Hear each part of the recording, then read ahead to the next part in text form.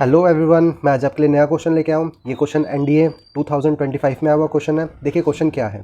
मुझे एक मैट्रिक्स दी गई है ए, जिसमें एक्स वाई जेड जो है वो आपके इंटीजर्स हैं, और ये मैट्रिक्स जो आपकी ऑर्थोगोनल मैट्रिक्स भी है। और हमसे पूछा गया है X square plus Y square plus Z square की क्या वैल्यू होगी, और मुझे 4 ऑप्शन दिए गए हैं। देखिए इस क्वेश्चन को कैसे करेंगे। सबसे पहले आपको ऑर्थोगोनल मैट्रिक्स दी गई है, तो आपको रिलेशन पता होना चाहिए कि अगर कोई भी एक ऑर्थोगोनल मैट्रिक्स है तो उसमें क्या रिलेशन होता है।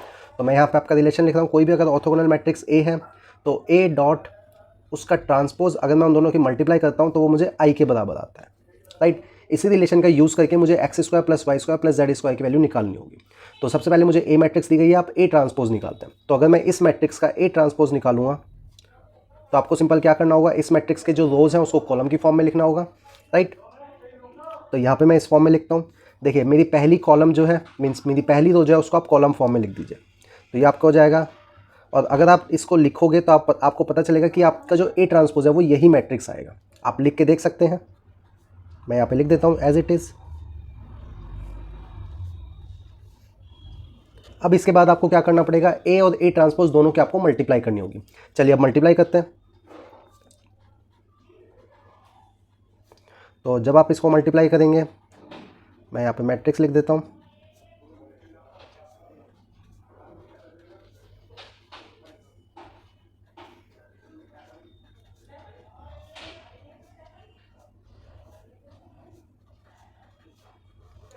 अब देखिए मल्टीप्लिकेशन में आपकी जो पहली रो है उसकी आपको कॉलम से मल्टीप्लाई करवानी होगी। तो देखिए अगर मैं पहली रो की कॉलम से मल्टीप्लाई करवाता हूँ तो मेरा आता है वाई स्क्वायर, इस टर्म की इसके साथ मल्टीप्लाई, इसकी इसके साथ और इसकी इसके साथ। तो Y square plus Z square plus X square.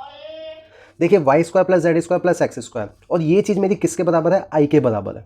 यानी कि ये वाली वैल्यू जो है मेरी किसके बराबर होगी, 1 के बराबर होगी। यानी कि आपको इस क्वेश्चन में पूरे मैट्रिक्स की मल्टीप्लाई करने की कोई ज़रूरत नहीं होगी। आप सिंपल पहली टर्म से ही आपका X square plus Y square plus Z square आ रहा है, जो कि मेरा आइडेंटिटी मैट्रिक्स में 1 के बराबर होता है। आइडेंटिटी मैट्रिक्स आपको पता होगी, अगर मैं 3/3 की लिखता हूँ तो 1 0 0 0 1 0 0 0 1 होता है। तो इसकी मल्टीप्लाई इससे मैं जब कर रहा हूँ तो मेरा वो 1 के बराबर आ रहा है। तो इसका आंसर जो होगा वो आपका होगा बी ऑप्शन 1। अगर आपको मेरा वीडियो अच्छा लगा तो लाइक ज़रूर कीजिएगा। Thank you so much.